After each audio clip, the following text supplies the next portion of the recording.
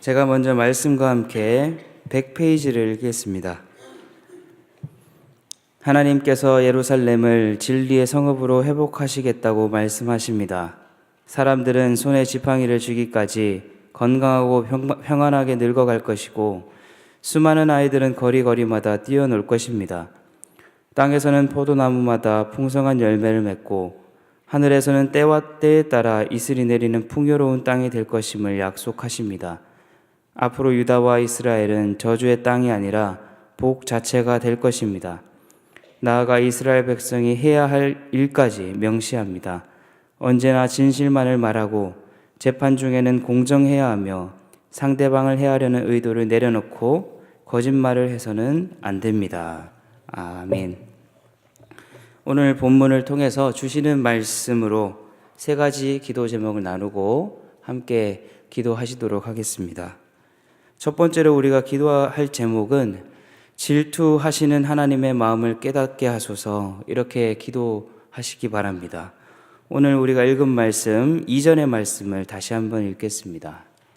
2절 말씀 시작. 만군의 여호와가 이같이 말하노라. 내가 시온을 위하여 크게 질투하며 그를 위하여 크게 분노함으로 질투하노라. 아멘. 질투라고 하면 흔히 생각나는 것이 남녀 간의 복잡하게 얽힌 감정이 떠오르는데요. 상대방을 너무나도 열렬히 사랑하는 마음이라 할 수 있겠습니다. 그래서 경쟁자가 나타나면 그 사람을 물리치고 그 사랑을 혼자 독차지하고 싶어하는 마음이라 할 수 있는 것입니다. 그런데 하나님이 아무런 근거 없이 질투하시지는 않습니다. 하나님이 질투하실 수 있는 이유는 하나님과 백성들 사이에 맺은 언약 때문에 그렇습니다. 그런 언약 없이 질투하면 악한 모습으로 나타날 수 있지만 언약에 기초한 질투는 합법적이면서도 오히려 언약을 생각나게 하고 지키게끔 하는 역할을 한다는 것이죠.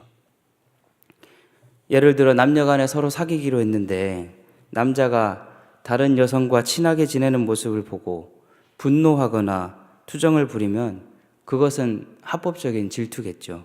하지만 남녀가 아무런 사이가 아닌데도 불구하고 질투의 감정을 느끼거나 분노해서 그것을 행동으로 옮기게 되면 스토킹과 같은 불법적인 질투가 되는 것과 같은 이치입니다. 결국 핵심은 하나님과 우리 사이가 언약 관계에 있다는 것입니다. 그렇기 때문에 하나님은 우리에게 있어서 질투하는 분이시고 또 분노하시는 분입니다. 만일 우리가 그 언약에 조금이라도 빗겨나 있으면 하나님은 질투하십니다. 그 언약을 무시하는 삶을 살게 되면 하나님이 분노하시는 것은 당연한 것입니다. 그래서 우리가 꼭 기억해야 될 사실은 하나님이 우리들을 아주 중요하게 여기신다라는 것입니다. 우리가 중요한 사람이 아니라면 하나님께서는 질투조차 하지 않으실 것입니다. 그리고 우리가 어떻게 살아가든 별 관심이 없으실 것입니다. 하지만 우리 하나님은 우리의 삶을 세세하게 들여다보시고 우리의 삶에 관심이 아주 많으시다는 것을 기억하시기를 바랍니다.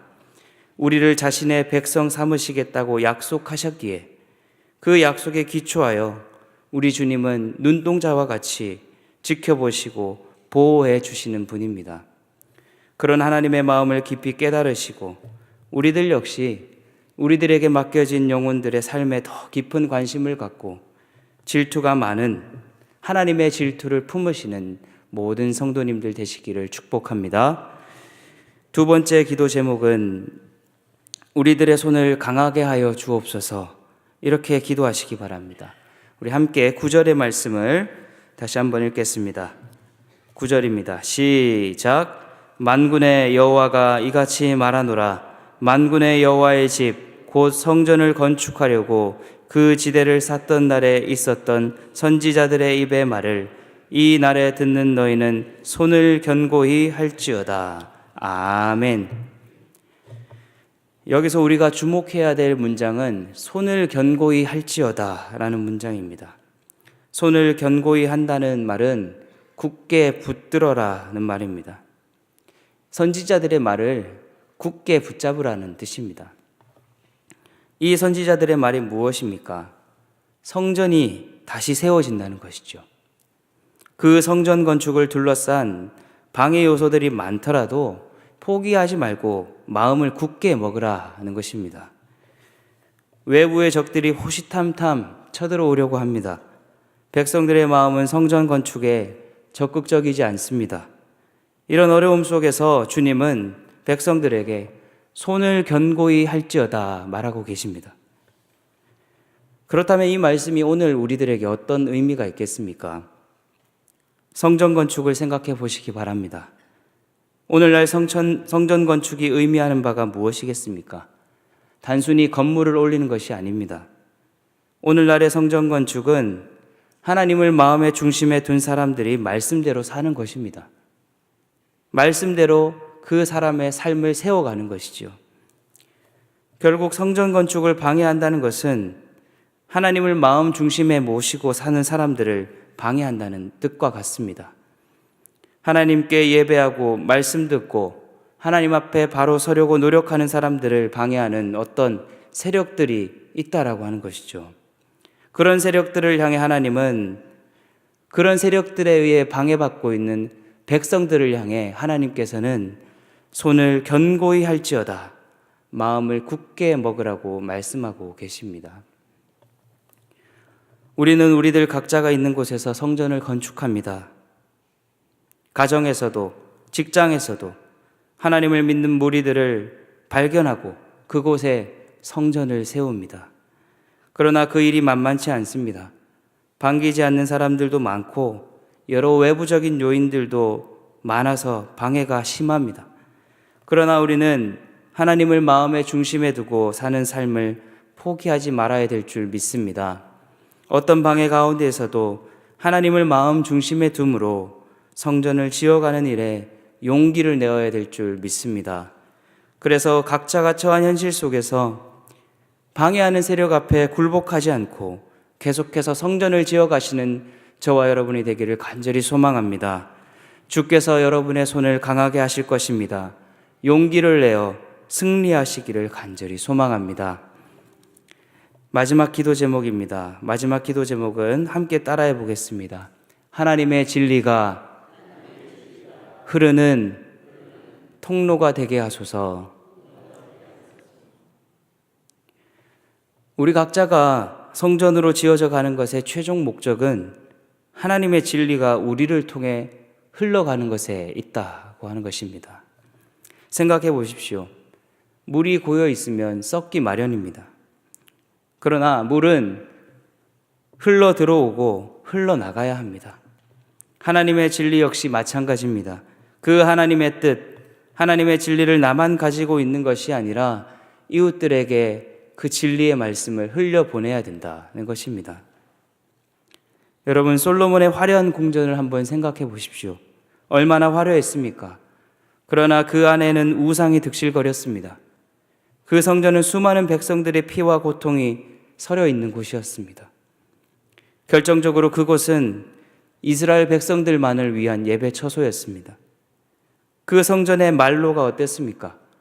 바벨론의 침공 앞에 허무하게 무너져 내렸습니다. 하지만 다시 지어질 성전은 세계 만민이 드나드는 예배 처소가 될 것입니다. 그리고 수많은 백성들의 억울함이 해결되는 곳이 될 것이며 하나님의 진리가 선포되는 곳이 될 것입니다. 그래서 오늘 말씀은 이렇게 말하고 있습니다. 오늘 읽은 말씀 16절과 17절 두 절의 말씀을 함께 읽어보겠습니다. 시작. 너희가 행할 일은 이러하니라. 너희는 이웃과 더불어 진리를 말하며 너희 성문에서 진실하고 화평한 재판을 베풀고 마음에 서로 해하기를 도모하지 말며 거짓 맹세를 좋아하지 말라. 이 모든 일은 내가 미워하는 것이니라. 여호와의 말이니라. 아멘. 하나님을 중심에 모심으로 지어져 가는 성전은 바로 이런 성전이 되어야 할 줄 믿습니다. 이웃과 더불어 진리를 말하고 진실하고 화평한 재판을 베풀고 서로를 해하기를 도모하지 않고 거짓 맹세하지 않는 성전이 되어야 할 줄 믿습니다. 여러분, 그렇게 할 수 있는 이유가 무엇이겠습니까? 진리 대신 하나님이 우리들 안에만 거하시는 것이 아니라 우리 주변의 이웃들에게도 역사하시기 때문입니다. 우리는 그 통로가 되어야 합니다.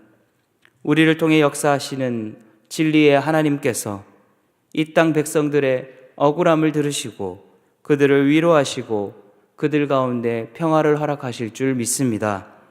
그래서 이 새벽에 이렇게 기도하시면 좋겠습니다. 진리 되신 주님, 제 안에서만 거하지 마시고 저를 통하여서 그 하나님의 진리가 이웃들을 향해 뻗어가게 하여 주옵소서. 특별히 올 한 해 우리 교회 표어가 소통하며 공감하는 교회 아니겠습니까? 하나님의 진리가 소통하는 교회 되게 하여 주옵소서. 이 지역사회에 진리 되신 하나님을 전하고 그 하나님의 진리로 말미암아 이 지역이 더 정의롭고 더 하나님의 축복을 누리는 지역 되게 하여 주시옵소서. 이렇게 기도하시는 모든 성도님들 되시기를 간절히 소망합니다. 이 시간 함께 들으신 기도 제목 가지고 기도하겠습니다.